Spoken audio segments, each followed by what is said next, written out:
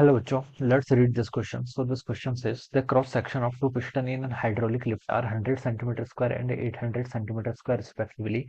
What is the minimum force required to lift 5000 kilo weight on a large piston surface in kilonewton? Alright, तो चलिए बच्चों इस question को start करते हैं। तो ये देखिए आपका पास्कल से लॉ पर बेस्ड क्वेश्चन है। किस पर? Pascal law. Okay, Pascal's law क्या लिख सकते हैं आप इस क्वेश्चन का आंसर? की कॉन्सेप्ट पास्कल्स लॉ।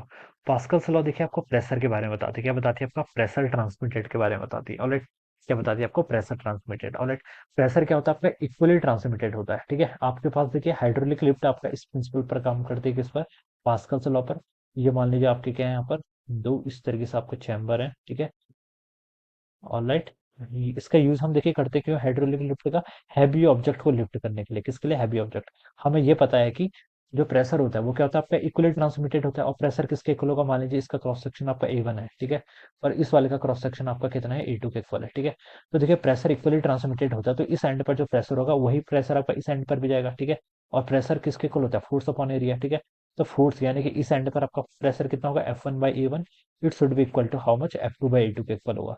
तो बस यही प्रिंसिपल है आपका पास्कल्स लॉ का। ठीक है, इजी सी लॉ है पास्कल्स लॉ, इसको आपको यूज करना है। क्या बोला गया है? एरिया क्रॉस सेक्शन देखिए, इसका area cross section 100 centimetre square बोला गया है, और दूसरे वाले का कितना बोला गया? आपका 800 सेंटीमीटर स्क्वायर, लार्जर वाले का। ठीक है, what is the minimum force required to lift 5000 kilogram weight? ठीक है, ये 5000 किलोग्राम वेट आपको गिवन कर रखा है, इसको न्यूटन पर कन्वर्ट कर लेंगे। ठीक है, देखिए न्यूटन से किलोग्राम वेट में कैसे कन्वर्ट करते थे? न्यूटन में हम जी की वैल्यू को डिवाइड कर देते थे। आपको किलोग्राम वेट में गिवन है, इसको अगर आपको किस में कन्वर्ट करना है? न्यूटन में, तो उसको जी से क्या कर लीजिए? मल्टीप्लाई कर लीजिए। ठीक है, required to lift 5000 kilogram weight on a large end piston surface. ठीक है, minimum force required to lift large end piston surface. Okay, यहाँ पर आपका एक कोई वेट रखा हुआ है। ठीक है, 5000 किलोग्राम वेट के इक्वल। ठीक है, तो देखिए इसका अब यहाँ पर से आप ये लगा लीजिए F1/A1। ठीक है, और आपको यहाँ पर क्या बताना है?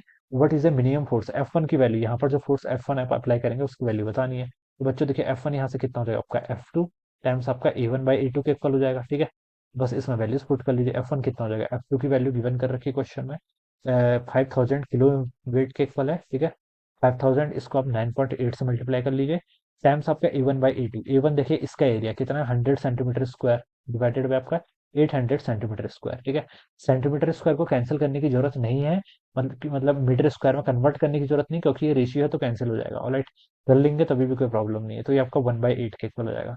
अब यहाँ से F1 की वैल्यू कितनी जाएगी? 5000 डिवाइड बाई 8 करूंगा अगर मैं, तो ये देखिए बच्चों कितना आता है आपका? 5000 डिवाइड बाय, अगर आप 8 करेंगे, 5000 डिवाइड बाई 8, तो ये आपका 625 के इक्वल आ रहा है। कितना आ रहा है? 625 इंटू कितना हो जाएगा आपका? 9.8। तो इस टर्म को देखिए आप सॉल्व कर लीजिए।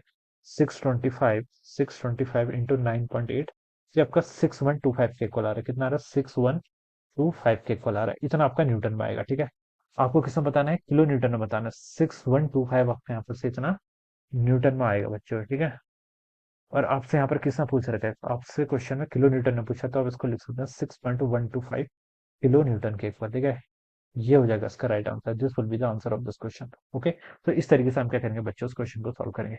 इन किलो न्यूटन बोला है इसलिए मैंने ऐसा लिखा है 6.125, तो ये इसका राइट आंसर होगा। So I hope you all understood this concept. All the best and thank you so much.